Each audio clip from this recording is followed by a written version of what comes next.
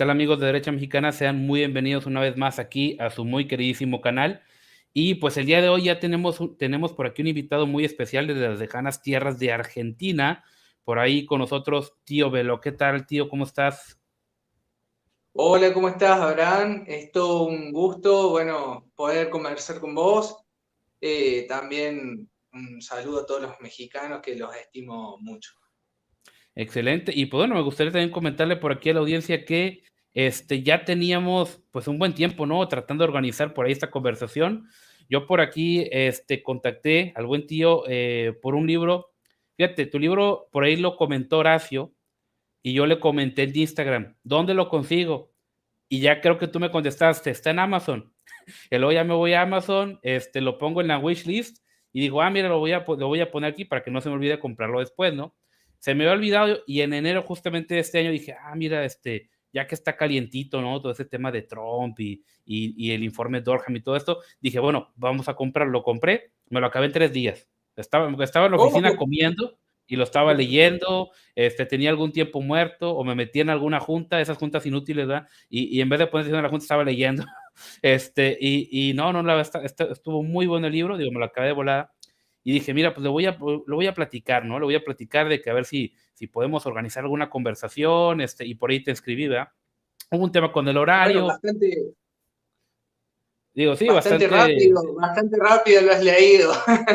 Sí, sí, no, la verdad, cuando un libro así me gusta, se nota, ¿no? Se me hacen las bolsitas, ¿no? La verdad está muy bueno, está muy bueno. Ahora sí que, te voy a ser sincero, yo no esperé que tuviera tantos datos. Realmente yo cuando al principio lo vi dije, bueno, ya después veo que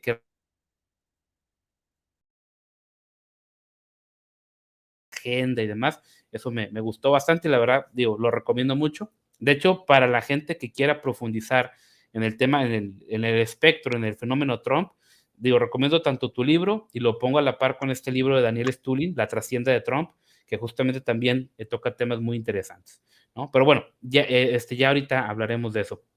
Bueno, aquí para la gente que no conoce a Tío, Tío por ahí es un analista argentino, escritor, investigador, y pues bueno, justamente él publicó un libro muy interesante, el volumen 1, según tengo entendido que estás trabajando en el volumen 2, se llama justamente así, Trump contra el globalismo.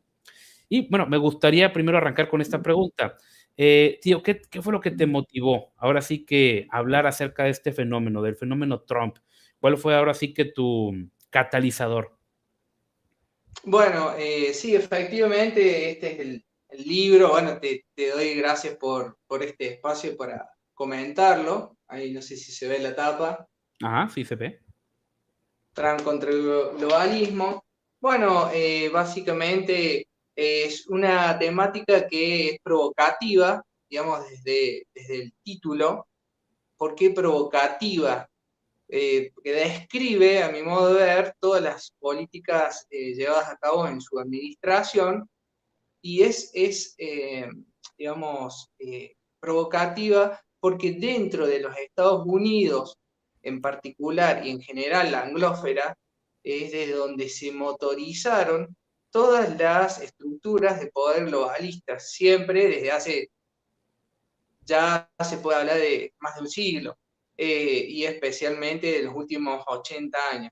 Entonces, bueno, es provocativo porque interpela, digamos, al lector, decirle, bueno, surge un presidente en los Estados Unidos que curiosamente va a contramano de todo lo que ha habido hasta ahora. ¿Bien? Bueno, yo en el año 2001, yo ya me contaba entre los antiglobalistas, por así decirlo. Estudiaba ciencias económicas en la facultad de acá de Córdoba, Argentina. Y bueno, yo era un estudioso de las estructuras de poder mundial y, digamos, de economía. Y hasta el 2016 vi sin parar el avance del globalismo y toda la ideología que tiene, digamos, como sustento. Eh, por ejemplo, este avance del globalismo, yo lo veía de una manera indetenible y veía que en todo Occidente el único país que resistía a este avance era Rusia, de Vladimir Putin. Entonces, bueno, como que las esperanzas de tener o de ver un freno a esto eran prácticamente nulas. Entonces, en el 2016 surge un candidato que acá, no sé cómo habrá sido allá en México, pero acá en Argentina todo lo que se hablaba de Trump era absolutamente negativo, era Sí, acá prácticamente también, ¿eh? imposible. Acá Trump era prácticamente, era como un Gil de Maro para los mexicanos, y con Trump se iba a acabar el mundo y todos nos íbamos a morir, y ya sabes, ¿no? Acá también eso. Sí, exactamente, y bueno, hacían hincapié en todos los defectos que tenía, todos los ataques que le hacían a su figura. Era una sucesión inacabable de fake news contra él. Él mismo lo decía en ese momento. Pero, a ver, la gente se informa por los medios masivos y bueno, su fuente de información primaria le decía que era el demonio y bueno, la mayoría de la gente lo creía. Sin embargo, yo y muchas personas que por ahí no se quedan solamente con lo que informan los medios y investigan un poquito más y tienen un cierto pensamiento crítico, eh, se van más, o sea, se penetra a ver quién es este personaje. Y bueno, en el intento de descifrar cuál es la naturaleza de este personaje escurridizo, me veo envuelto en una investigación muy exhaustiva que veo oportuno finalmente compartir en un formato de libro, porque bueno, fue demasiada información y no quería dejármelo para mí solo, digamos. Eh, Básicamente por eso surge, digamos, el título de Trump contra el globalismo. Yo vaticiné, digamos, la victoria de Trump antes que suceda y cuando era un pronóstico totalmente adverso. Pero bueno, yo me puse la tarea de investigar si todas las acusaciones que se daban en su contra eran reales o no. Entonces yo ponía todas las acusaciones en su contra y todos los alegatos a su favor.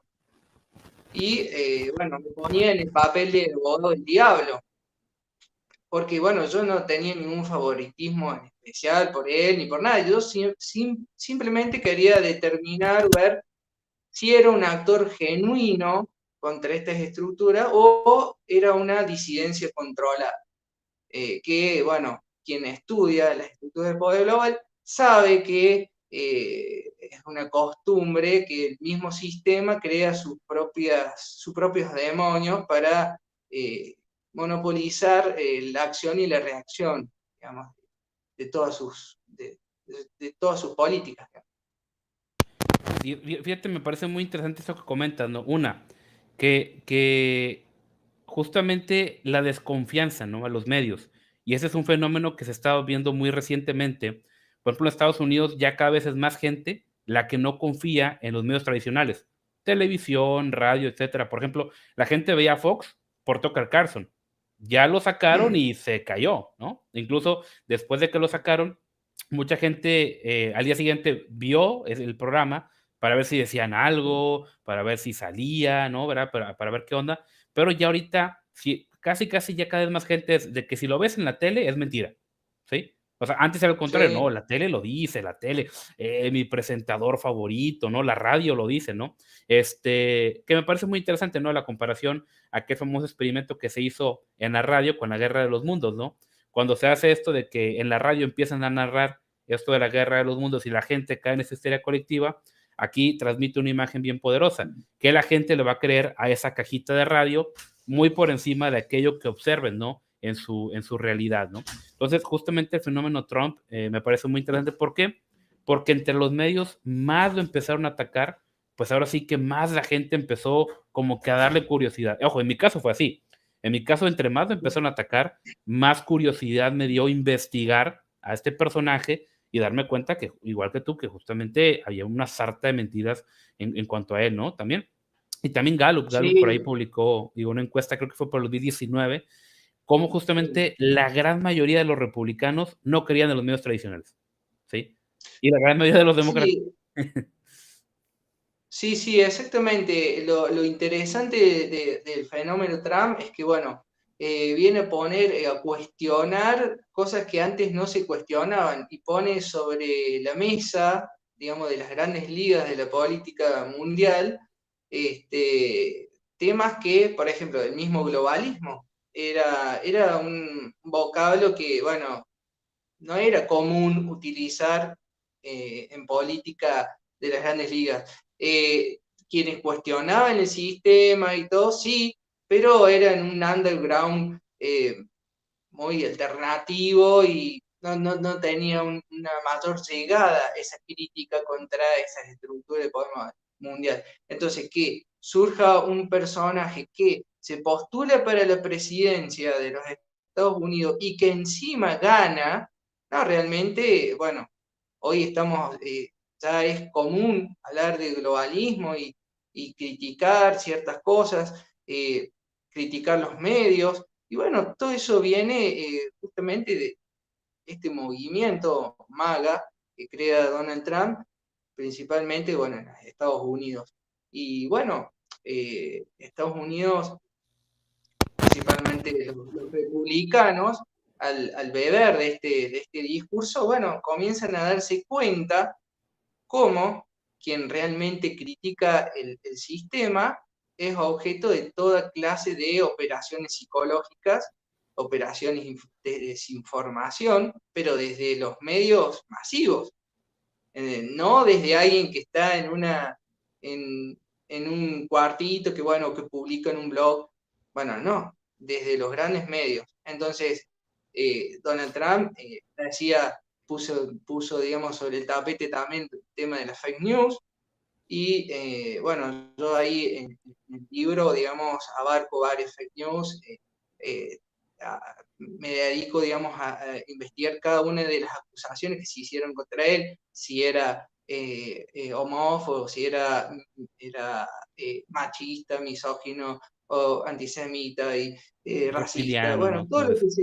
todo lo que se lo culpaba, digamos, y bueno, me puse, digamos, en la tarea de ver si realmente esto era así.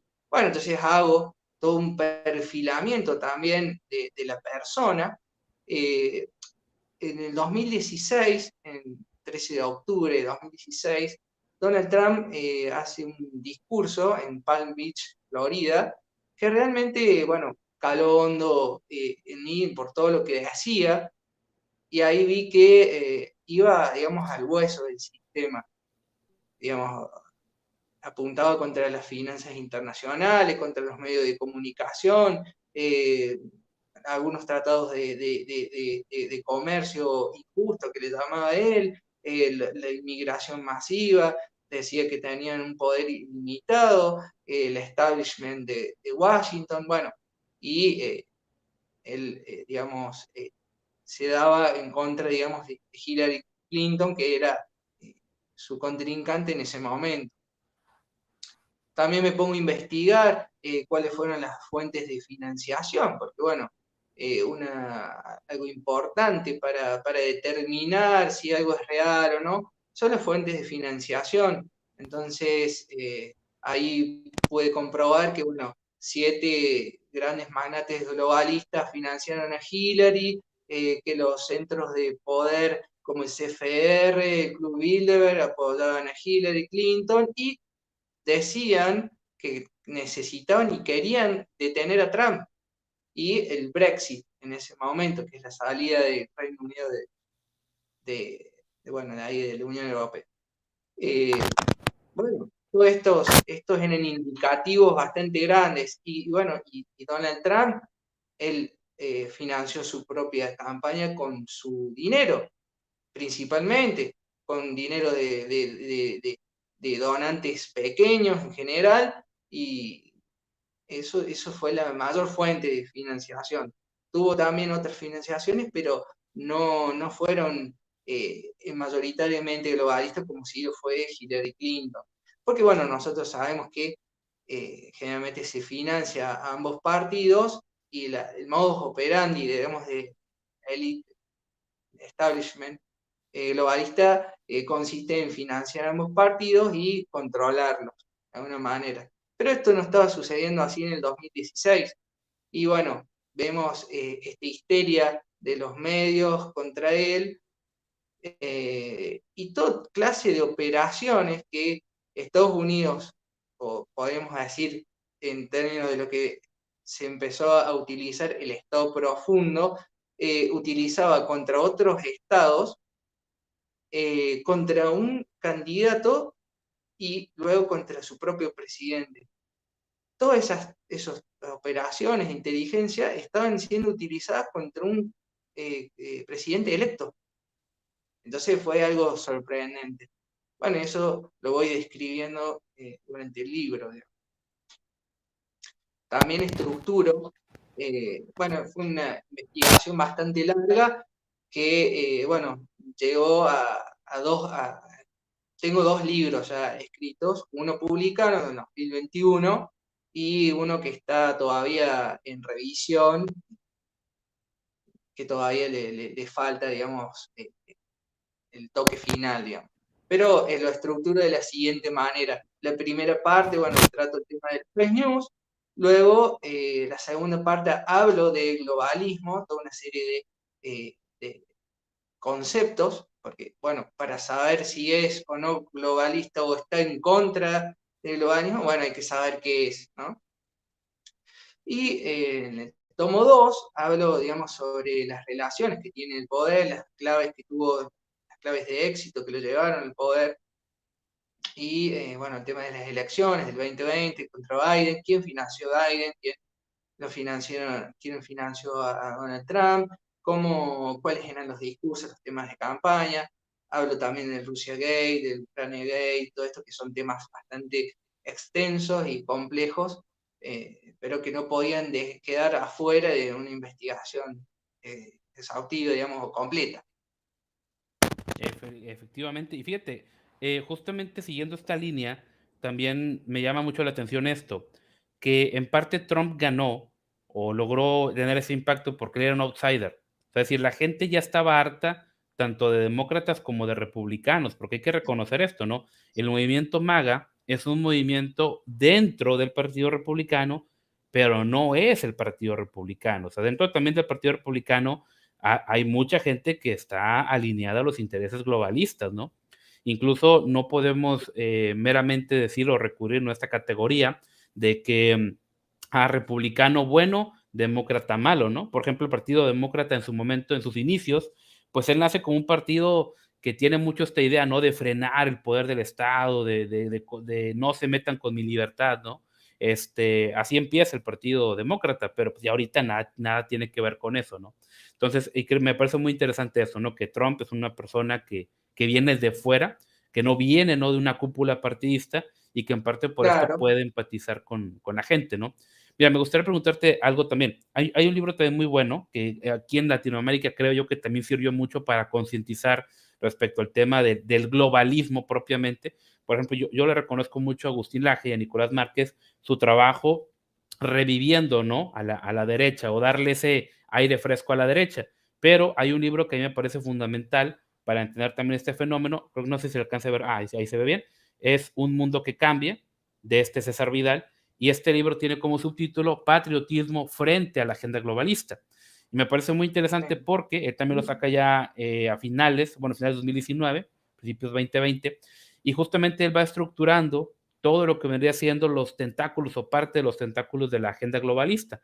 Entonces, aquí me parece el análisis de César Vidal es, a ver, no es meramente, no hay que reducirlo a izquierda y derecha, meramente tú eres más liberal, yo soy un poquito más conservador. Dice, no, eso no va por ahí porque la agenda globalista se puede ver en la izquierda, en la derecha, en muchos otros elementos, ¿no? Dice, hay una lucha que es el globalismo contra el patriotismo, una agenda que quiere comérselo todo, contra aquellos que quieren mantener la soberanía de sus países. Entonces ya se rompe, ¿no? Esta dicotomía, ¿no? De que todo es izquierda-derecha, izquierda mala, derecha buena, ¿no? Porque también por ahí se van metiendo esos elementos. Entonces me gustaría preguntarte también tu opinión. ¿Qué opinas tú o cómo describirías tú la agenda globalista para aquellos que no, todavía como que no le agarran la onda a esto? ¿Qué es la agenda globalista?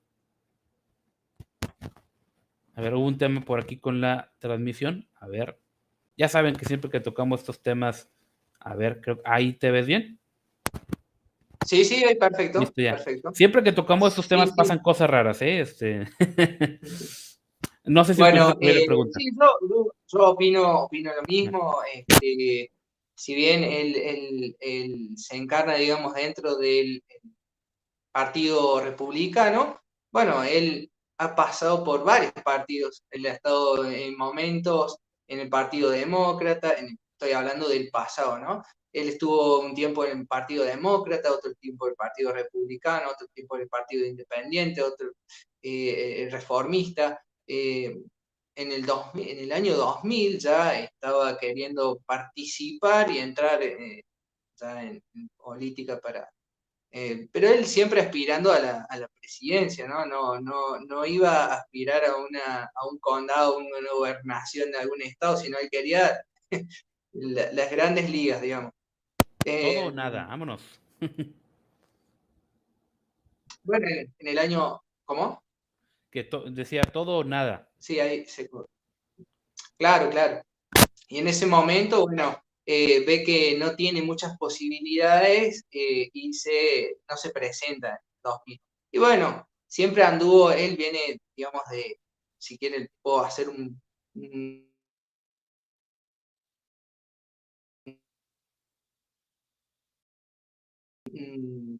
gráfico ni de la farándula, porque no es ese el sentido de la investigación, pero sí toco aspectos de su personalidad e intento descifrar y hacer conexión entre lo dicho y lo hecho, digamos, entre el hombre y las acciones, y qué cosas lo pudieron motivar para actuar como actuó.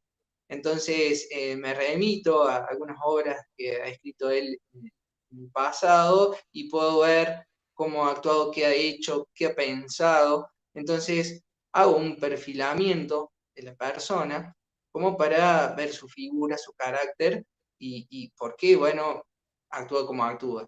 Entonces, bajo ese punto de vista, uno puede descubrir que muchas de las cosas aplicadas y desarrolladas en el 2017, cuando ya era presidente, bueno, realmente tiene un hilo conductor, a pesar de que, bueno, estuvo primero con los demócratas, después con los republicanos, uno puede decir, bueno, pero ¿por qué cambiaba tanto? Bueno, una de las razones era porque estaba en contra de quien estaba en el poder en ese momento.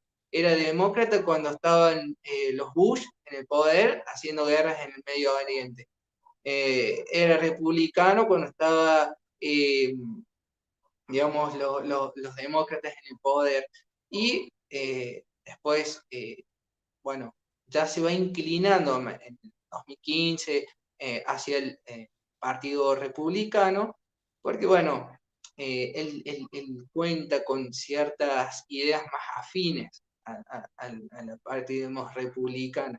Pero no, como bien dices, hace un instante que él no es un republicano absoluto, digamos, él usa el Partido Republicano para usarlo como un trampolín para llegar al poder, porque él pensaba de que un partido independiente no iba a llegar, como pasó en el 2000, en el año 2000 que estaba por competir con Buchanan y él ya tenía como mentor a Roger Stone en ese momento y bueno, finalmente no decide participar porque él dice, bueno, no, eh, Partido Independiente no va a funcionar, lo dejamos para otro momento, en un momento que yo crea que puedo llegar a ganar, voy a participar.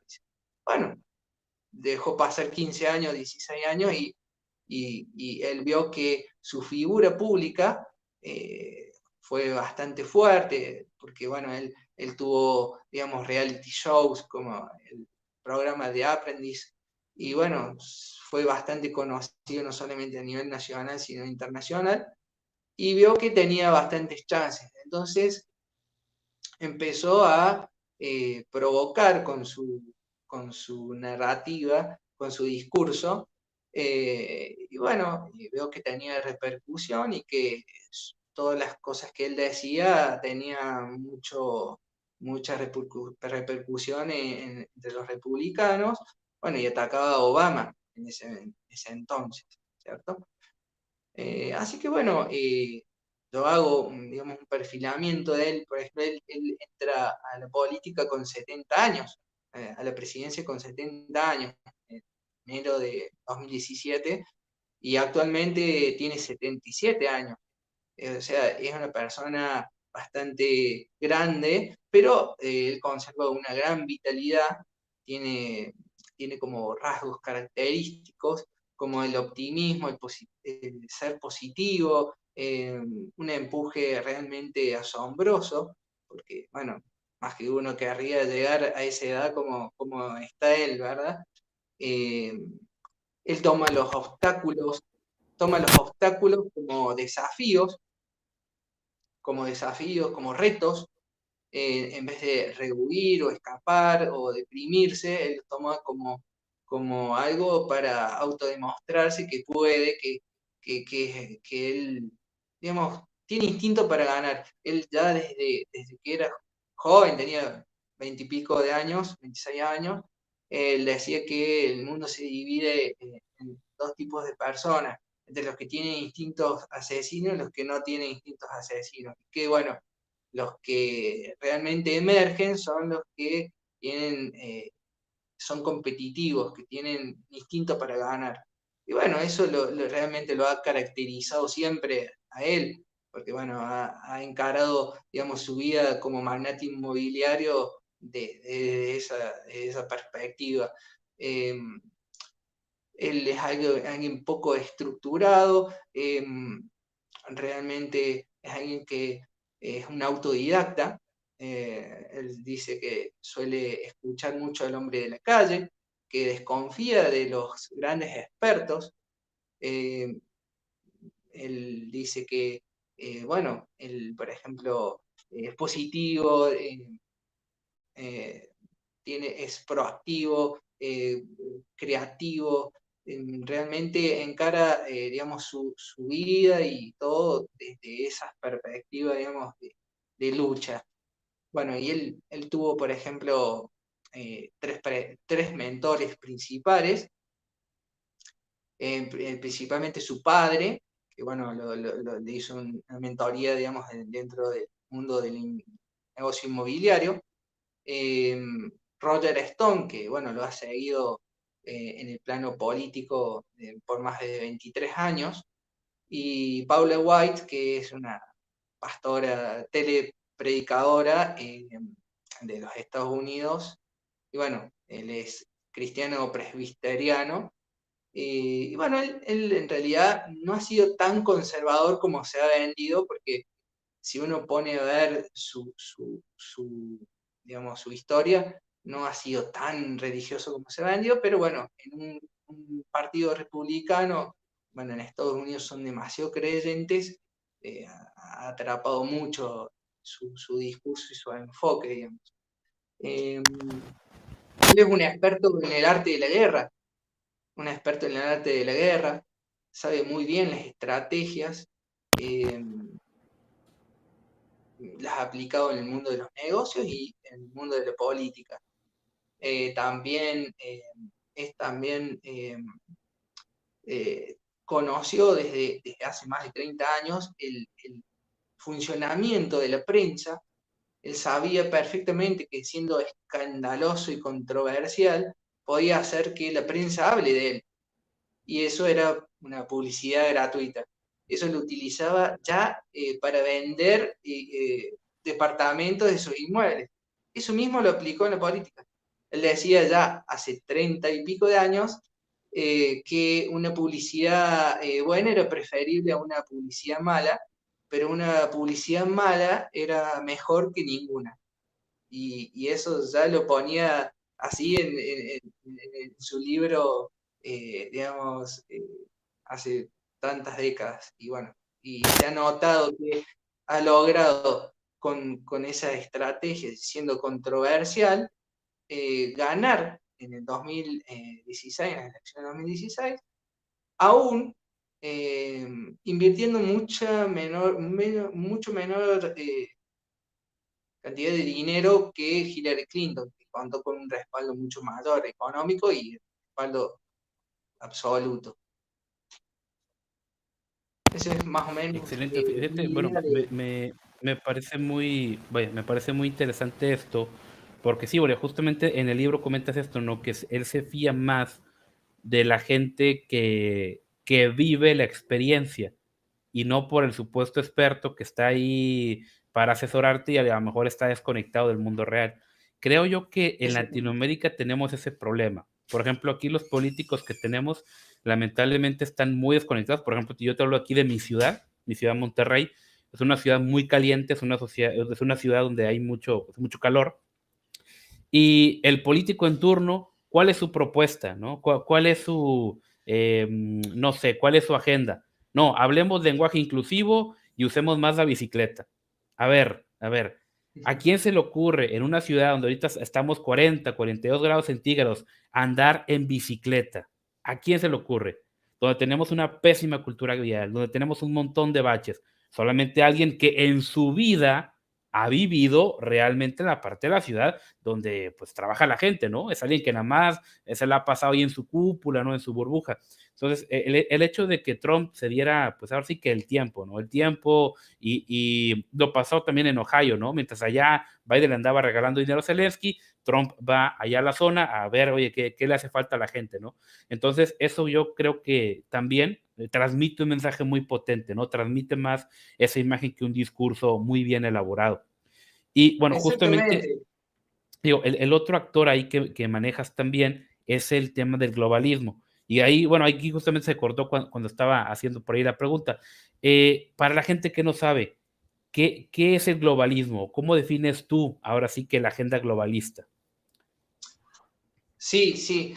Bueno, justamente llevo bastante en el libro hablando sobre eso, especialmente el capítulo 2 del tomo uno, porque bueno, es importante especificar los conceptos para situar a los actores, para saber dónde se encuentran y si están actuando de una forma u otra.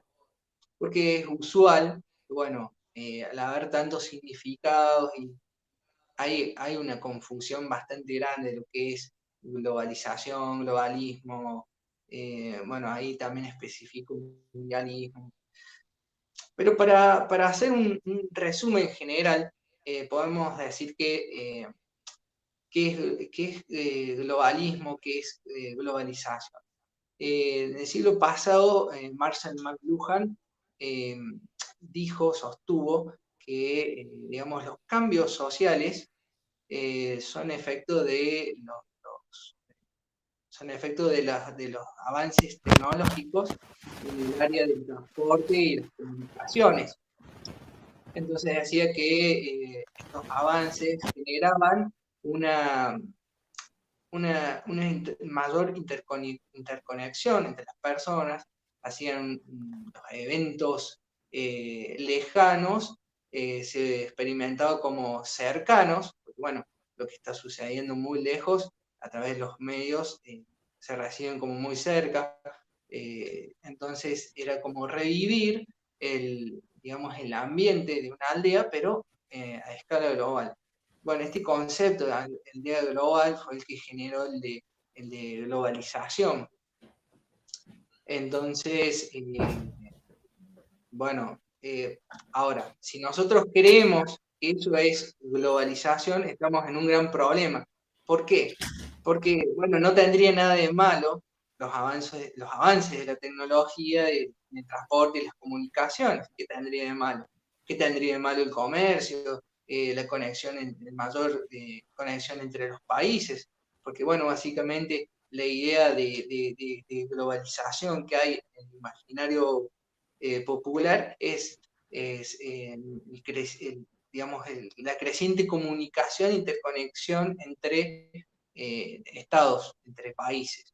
Entonces, eso no tendría ningún problema, digamos, es decir, bueno, ¿qué tiene de malo entonces la globalización?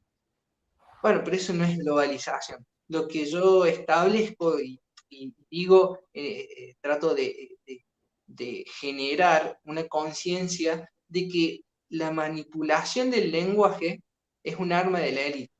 Entonces, intento crear una emancipación, digamos, dentro de lo lingüístico para posibilitar una emancipación práctica. ¿Por qué? ¿Por qué es esto? Porque la polisemia de los términos, es decir, los significados, cuando son muy confusos y hablan de cosas bastante abstractas, ¿qué sucede? Lo utilizan para manipular, porque justamente, ¿quién se va a oponer a la globalización si es algo positivo? Bueno, no es así. Eso no es globalización. Y tampoco es globalismo. Entonces yo trato de especificar y hacer unívoco algunos vocablos para poder entenderlos, porque no hay ningún problema que pueda ser resuelto si no es comprendido. Y no puede ser comprendido si el lenguaje no puede penetrar y hacer unívoco los conceptos que reflejan la realidad tal cual es. Entonces, bueno, yo digo que los avances de la tecnología en el plano de eh, las, las comunicaciones, el transporte, eso es tecnificación, no es globalización. Y globalización es la desnacionalización del poder económico y financiero de los países. Entonces, y tampoco eso es globalismo, porque globalización es un proceso y globalismo es una ideología, un sistema de, ideológico. Entonces, vamos de nuevo. ¿Qué es entonces globalismo? Tal cual podemos entenderlo para, desde una perspectiva soberanista, patriota, que pueda servir a los pueblos para liberarse de los significados popularizados por los medios que, bueno, pertenecen a estas estructuras de poderosos. Bueno, el globalismo es un sistema ideológico que propugna la concentración del poder a escala mundial, la transferencia de la soberanía de las naciones a estructuras supranacionales para conformar justamente una estructura de poder global. Y bueno, básicamente eso sería globalismo. Bien. Ahora, yo hago también unas disquisiciones para tener una idea práctica, porque globalismo podemos entenderlo como globalismo económico, globalismo político y globalismo cultural.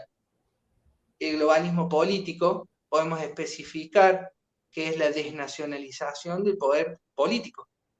Hay estructuras como la ONU, ya sea de carácter privado o paraestatal. Tenemos la ONU, tenemos fundaciones como la Fundación Rockefeller, que fue una de las principales promotoras del globalismo. Yo ahí especifico una génesis donde señalo la Fundación Rockefeller, bueno, Fundación Bill y Melinda Gates, Fundación Ford, el Club Bilderberg, bueno, son todos organismos, digamos, organizaciones, fundaciones, que sirven para concentrar ese poder y quitarle la soberanía a las naciones. También se puede señalar a la Unión Europea, la Organización de los Estados Americanos, como peldaños hacia la ONU, digamos, para quitarle esta soberanía a las naciones. También tenemos el globalismo económico, que es la desnacionalización del poder financiero, económico y monetario de las naciones y la concentración del mismo en a escala global. Y tenemos, por ejemplo, en el plano económico, la Organización Mundial del Comercio, tenemos en el plano financiero el Banco de Pagos, el BIS, perdón, el Fondo Monetario Internacional, el Banco Mundial, y en el plano privado, toda una playa de corporaciones que se nuclean en torno del Foro Económico Mundial de Davos, ¿bien? Y también el Club Bilderberg. Pero bueno, el Foro Económico de Davos es uno de los más conocidos. Y bueno, también tenemos el globalismo cultural, que es, digamos, la desnacionalización digamos, de los valores y de los valores y la cultura. Y vamos a ver que existe una unidad, o sea, un pensamiento único, que es el progresismo, el posmodernismo, y quienes están, digamos, proyectando y promoviendo toda esta cultura única de carácter global, provienen desde medios privados y públicos, porque está la UNESCO, que influye en todos los estados, en los ministerios de educación de todas las naciones miembros de la ONU, y también desde el plano privado, como Netflix, Hollywood. Bueno, básicamente tenemos una sola cultura, que es el progresismo y el posmodernismo. ¿Bien? Bueno, eso básicamente para entender qué es globalismo y qué son realmente las estructuras y los conceptos para saber si Trump forma parte o no de esto. Si uno observa, por ejemplo, en Estados Unidos, ya sea republicanos, o, por ejemplo, los Bush, los Romney, los McCain, han seguido políticas globalistas desde los republicanos. Y de los demócratas, ya sea Obama, los Clinton, los Biden, también han sido globalistas. Entonces, llega Donald Trump y a ver, ¿qué podemos decir que sea o no globalista? Bueno, por ejemplo, el progresismo es transversal y ha sido adoptado por neoconservadores, por fundadores neoconservadores, vienen de la izquierda. Entonces es como que existe, el sistema tiene izquierda y derecha globalista, pero no permite una verdadera oposición al sistema y un verdadero antagonismo que queda oculto y que es el de patriotas contra globalistas. Fíjate, aquí preguntan algo también interesante. Dice, ¿la globalización sería globalismo económico? No, de hecho, globalismo económico ojo, va de la mano, ¿no? Porque también es importante entender esto para no caer justamente en reduccionismos. La agenda progre es un tentáculo, es un medio para un fin. La agenda progre no es la agenda globalista, es meramente un cachito de esto. La agenda globalista está la agenda progre por parte económica, ecologista, que ojo, ahorita le están dando mucho por la parte ecológica, ¿no? Ahora también aquí nos preguntaban, bueno, lo voy a poner aquí en pantalla otra vez, dice, si el FMI impone sus políticas económicas a un determinado país, está actuando globalísticamente. Si ofrece tales programas, es globalización, corresponde a dos fenómenos distintos. A ver, por ejemplo, globalización, un mundo conectado, por así decirlo, comunicado, es lo que estamos haciendo ahorita. Por ejemplo, yo estoy en México, aquí tío está en Argentina, hay 3 horas de diferencia, y gracias justamente a la tecnología y a mejoras y cuanta Bueno, cosa. a eso yo le llamo tecnificación, para que justamente Sí. no haya equívocos. Entonces, Ajá. yo trato de ni siquiera de usar más la palabra globalización, directamente hablo de globalismo económico, globalismo político, globalismo cultural, y nada más, porque lo que nos sirve como patriota y soberanista es el significado ese, Así es. porque lo otro es tecnificación y nada más. Y sí, como decían acá, globalización sería como globalismo económico, y sí, sería lo mismo si lo definimos como lo defino yo. Eh, Ahora, hay que tener en cuenta que, bueno, tecnificación sería el avance de las tecnologías en materia de comunicación, de transporte, y también, digamos, el avance del comercio. Tenemos también, por otro lado, el avance del comercio, que es muy bueno, que haya comercio Ujú, entre países y todo, porque es muy usual ver por ahí a liberales así, ah, no, yo defiendo la globalización, pero el globalismo no. Hay que, para mí, desde mi punto de vista como patriotas, no hay que caer en esa jugada, de hacer esa distinción.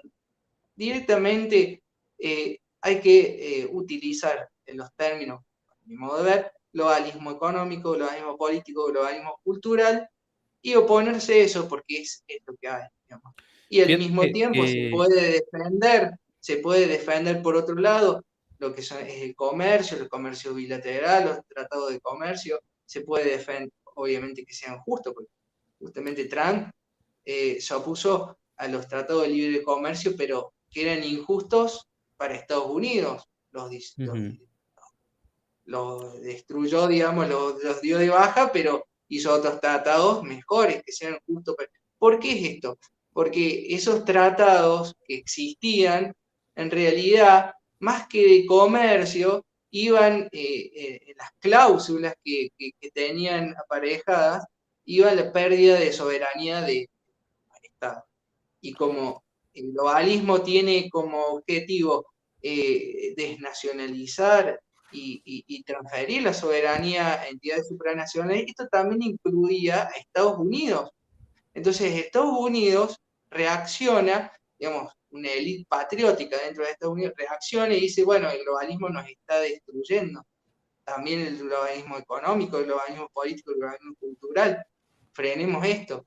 Entonces, ahí está también lo que abro yo en el segundo libro, que es qué tipo de respaldo tuvo Donald Trump, que es, digamos, tuvo respaldo de ciertos sectores militares.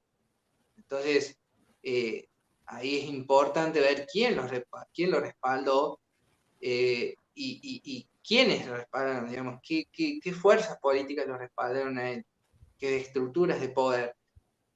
Bueno, los militares tenían muy claro que eh, tenían en el seno de Estados Unidos un grupo de fanáticos globalistas que utilizaban el Estado para sus propios fines y que con el correr del tiempo estaban destruyendo y saboteando la misma soberanía de los Estados Unidos. El proceso de deslocalización de las industrias fue muy destructivo y nocivo para Estados Unidos y benefició a los países asiáticos y a China principalmente.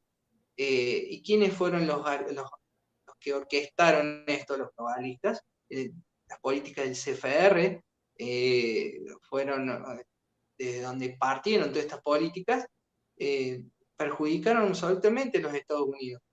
Primero los tigres asiáticos y luego a China, que la transformaron en la fábrica del mundo, dejando atrás en Estados Unidos más de 50.000 industrias que se mudaron a Asia, bueno, por mejoras competitivas, mejoras para beneficiar el lucro que iban a tener, pero el destino de Estados Unidos ya no importaba más, los empleados ya no importaban más, los trabajadores ya no importaban más. Entonces, ¿qué pasa? Viene Donald Trump, habla y dice, bueno, han quedado muchos desempleados, este proceso de deslocalización ha afectado negativamente a Estados Unidos y bueno, ahí él propone el America First, que es el América Primero, beneficiar la producción nacional, el empleo nacional, el proteccionismo. Por ahí me da mucha gracia ver algunos ultraliberales que adoran a Trump, pero no se dan cuenta, creen que es un ultraliberal como ellos, pero no se dan cuenta que Donald Trump propició el proteccionismo.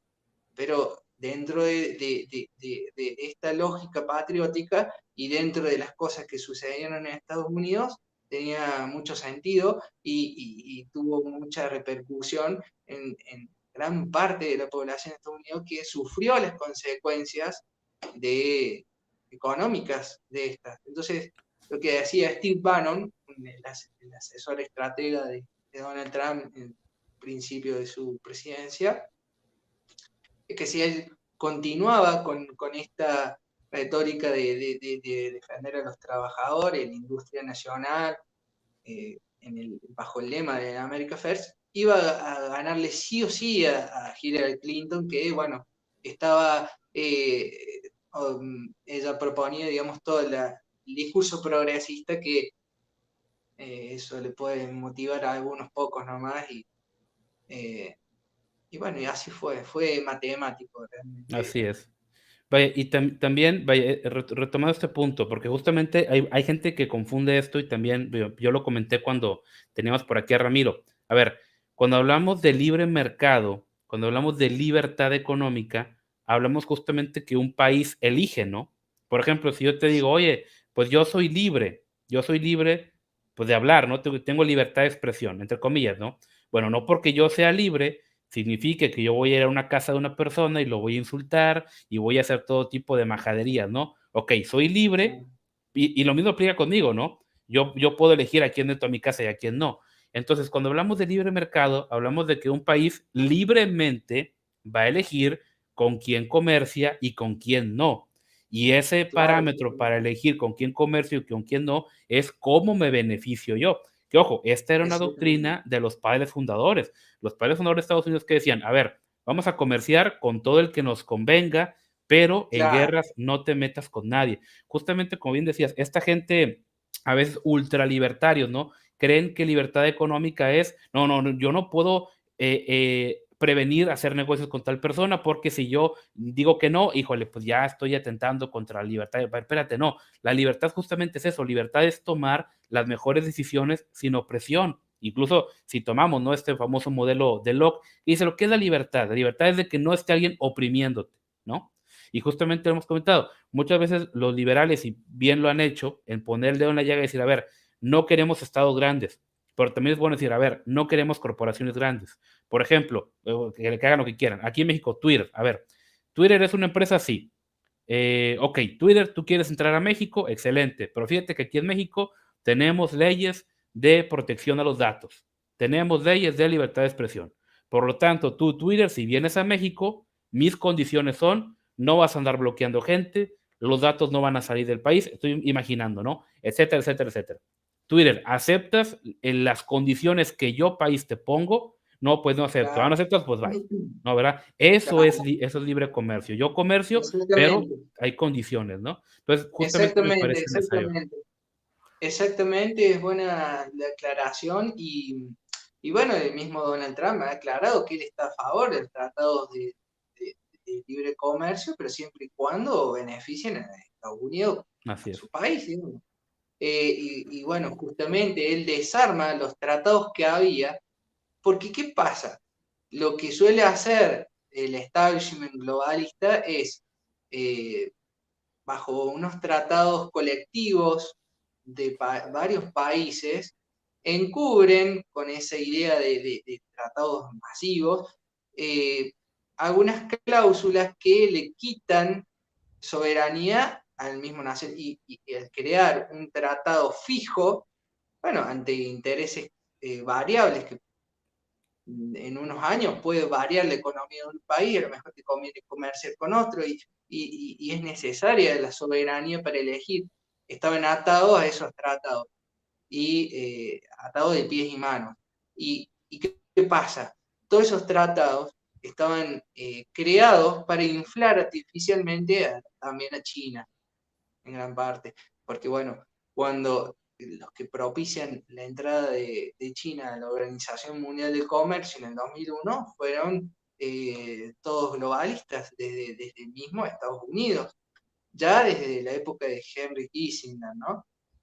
Así es. Después Larry Summers, Alan Greenspan, Larry Summers, todos propiciaron la entrada de China a la Organización Mundial del Comercio, y bueno, todos estos tratados que se hicieron beneficiaron a China en contra de los Estados Unidos. Y Estados Unidos estaba teniendo una balanza comercial negativo, no la ha podido mejorar hasta ahora. Pero bueno, eso fue parte también de las estrategias que tenían ellos y bueno, que provocaron la deslocalización de la industria nacional de Estados Unidos y creó una debilidad estructural en su economía, bueno, hizo, porque Donald Trump también lo dijo, no podemos ser dependientes de otros países, porque ¿qué pasa si se mudan toda la industria a Asia, a China, vamos a depender todo de China? Bueno, eso es una gran debilidad y a Estados Unidos no se puede dar el lujo de ser débil frente. O sea, mismo Estados Unidos estaba creando su propio enemigo, su propio monstruo, Sí. Se que los dijo, estaba ¿no? Se los dijo a protegiendo. los alemanes. Les dijo a los alemanes, cuidado porque están dependiendo de Rusia. Y se burlaron de él. Y mira cómo están ahorita. Claro,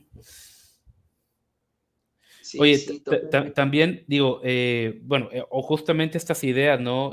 O el mal entendimiento de lo que es la libertad te acerca a este famoso globalismo económico, ¿no? Que, como bien lo decía tanto los Rothschild, ¿no? Y todos ellos, a ver, no me importa quién haga las leyes y yo puedo imprimir la moneda, así de sencillo. Así que por globalismo económico, tú ya sabes, ¿no? Que ya la nación la tienen, aunque no tengas ahí alguien en un partido.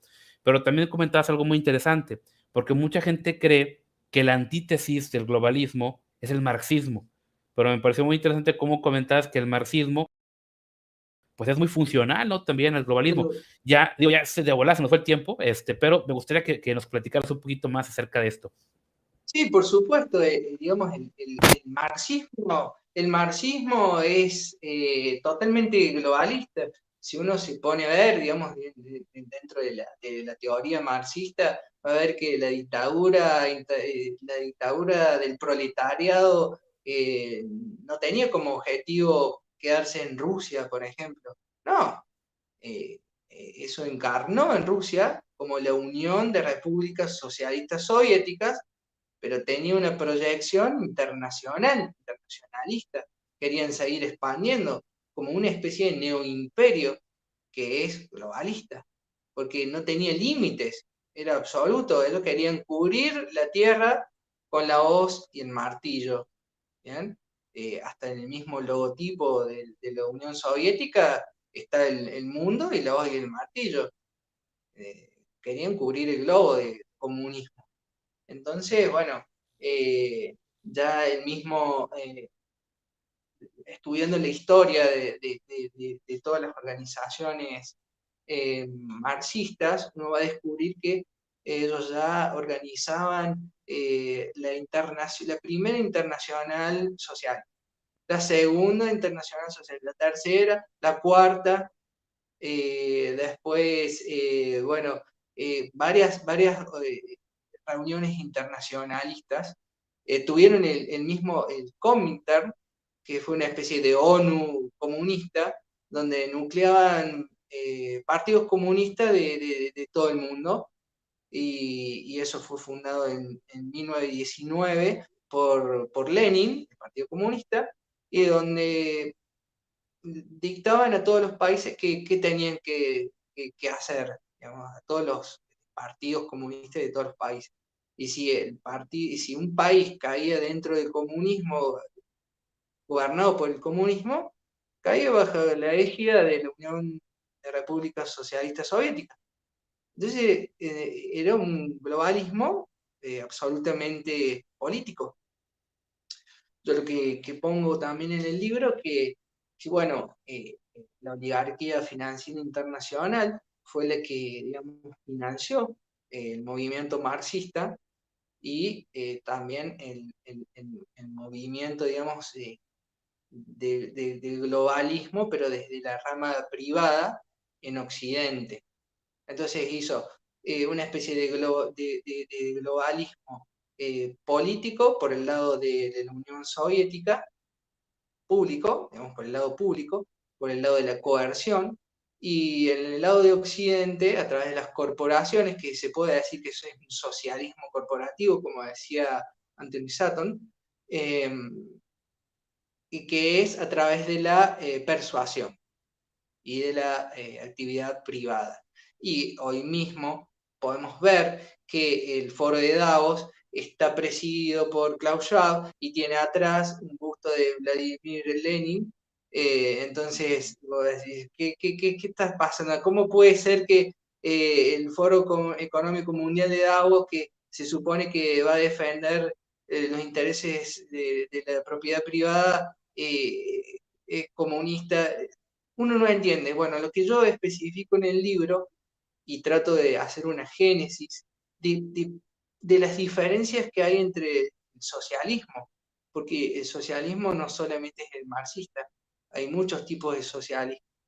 Entonces, me remito a la sociedad fabiana, que era el socialismo de versión británica, y entonces ahí veo, estudio y veo que muchas de las ideas globalistas emergen desde ahí, y de la Escuela Económica de Londres salen un montón de globalistas que fueron magnates de Estados Unidos, el mismo Rockefeller sale de la económica, digamos, de esta de raíz de socialista fabiana. Digo.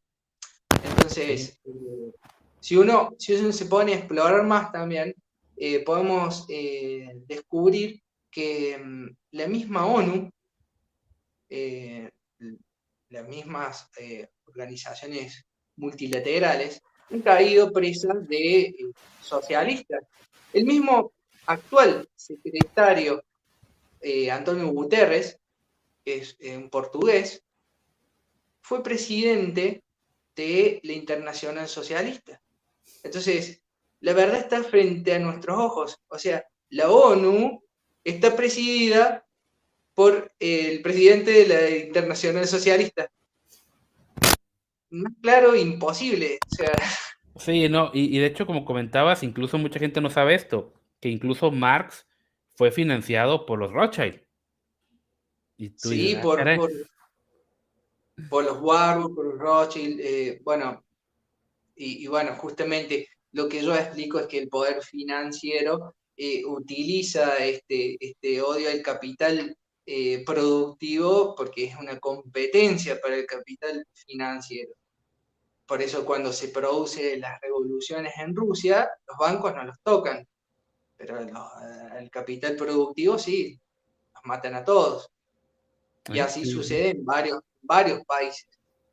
Bueno, No, y el como que bien despierta... documentas también Anthony Sutton, ¿no? Wall Street Exacto, financió a los comunistas, ¿no? Incluso exactamente. Trotsky andaba en Nueva York y se movía por limusinas. Exactamente. Sí, sí, Entonces, así la cara es. de misma moneda, ¿no? Las dos caras de una misma moneda. No, y vaya, también le recomiendo este libro, ¿cómo se llama? En español está Confesiones de un gángster económico, donde justamente ahí te revela que, ojo, estas entidades supranacionales como el FMI y otras más, no son entidades de que, bueno, si me pides prestado, te impongo condiciones, pero si no me pides prestado, pues no te molesto. No, esta gente activamente incentiva revoluciones, golpes de Estado, inestabilidad política, ¿para qué? Para que acudas a ellos. Es como estos famosos matones, ¿no? Matones de los 30 que te decían, te conviene pagarte un seguro de carro. Y decían, pero ¿para qué un seguro de carro si no lo necesito? Entonces iban y te rompían un vidrio, no, ocupas un seguro. O sea, es lo mismo que hacen estas entidades financieras, ¿no? Llegan a un país, oye, Exactamente. ocupas financiamiento, no lo ocupo, golpe de Estado, revolución, no, sí ocupas un préstamo. Entonces, Exactamente. es parte de lo mismo, ¿no? Oye, pues ya se nos fue la hora de volada y son temas muy, muy interesantes. Dios mediante, a ver si podríamos agendar otra sesión justamente para seguir profundizando en estos famosos temas del globalismo.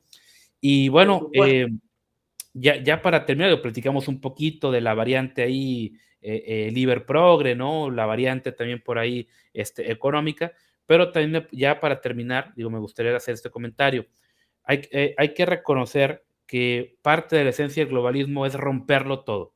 ¿Qué es lo que decía Marx? Proletarios del mundo, uníos, rompamos las fronteras, rompamos la identidad nacional, rompamos la familia, ¿verdad? Rompamos al ser humano, rompamos la idea del ser humano como creación de Dios, ¿no? Como este ser que dotado tanto de cualidades como de defectos, rompamos de identidad y justamente esto en su momento lo ve Stalin. Stalin ve que si él sigue adelante con estas ideas, Rusia se va a romper. Por eso cuando Stalin le habla al pueblo, a la gente, ya no les dice camaradas, les dice hermanos. Y cuando le dice, oigan, vamos a defender, no le dice, vamos a defender el ideal soviético, no, habla de la madre Rusia. O sea, incluso Stalin se dio cuenta que había que imbuirle, ¿no? De un elemento patriota, porque si no esto se iba a desmoronar. Incluso, como bien lo comentas, Lenin, Lenin cuando su gente estaba muriendo de hambre, agarró el oro del zar y se puso a repartirlo para armar revoluciones comunistas en Europa. O sea, el carácter globalista ya estaba desde ahí. No, no, mi gente que se muera de hambre, pero vayamos a la revolución, ¿no? Cuba, un país donde la Sí, gente bueno, también se moría de hambre, justamente la patria para ellos, en el no sentido de, existe, digamos, ¿no? la idea marxista pretendía destruir la patria, la familia, la religión, absolutamente todo. Hacer un reset. Y justamente El gran hacer el reseteo. gran reset es lo que se propone hoy el foro de Davos. Así Y es es. eso, es justamente eso. Exactamente lo mismo. Bueno, tío, ¿alguna conclusión ya por ahí que te gustaría darle a la audiencia? Yo igual voy a poner tu libro aquí en la descripción del video para todos aquellos que quieran profundizar, que quieran leer, que quieran investigar y pues Dios mediante ya agendaremos otra plática.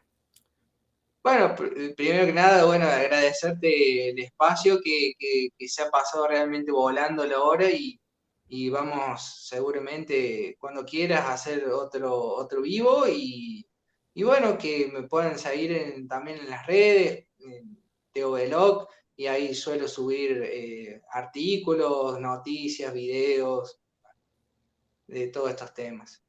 Excelente, muy bien. Y pues bueno, también por aquí comenta David Ressel, qué bueno que ha quedado clara la diferenciación. Y sí, y justamente como todo, no, obviamente, como bien lo decía por aquí, tío, el hecho de la tecnología, el hecho de tener un mundo más conectado, eso no tiene nada que ver con esta situación, ¿verdad? Por ejemplo, el tema de la tecnología. La tecnología no es buena ni mala, sino depende del uso que le dé cada quien, ¿verdad? No es bueno ser ni Exactamente, tecnofílico ni tecnofóbico, ¿ah? También. exactamente. Entonces, muy bien, amigos, a todos aquellos que nos estuvieron viendo, pues muchas gracias también por su atención. No olviden por ahí también dejar su like, dejar su comentario, compartir este video. Ya saben que YouTube nos tiene shadow baneados, ¿no? Imagino que también la censura está a todo lo que da. Pero si ustedes nos ayudan, vamos a ir rompiendo, ¿no? Poco a poco. Entonces ya saben compartir. También voy a dejar por aquí las redes de Tío Veloc para que lo puedan seguir. Y pues bueno, muchas gracias a todos, que pasen muy bonita noche. Y yo me despido como siempre diciéndoles que el socialismo no funciona y a los hechos no les importan tus sentimientos. Hasta la próxima. Bye bye. Que andes bien, suerte.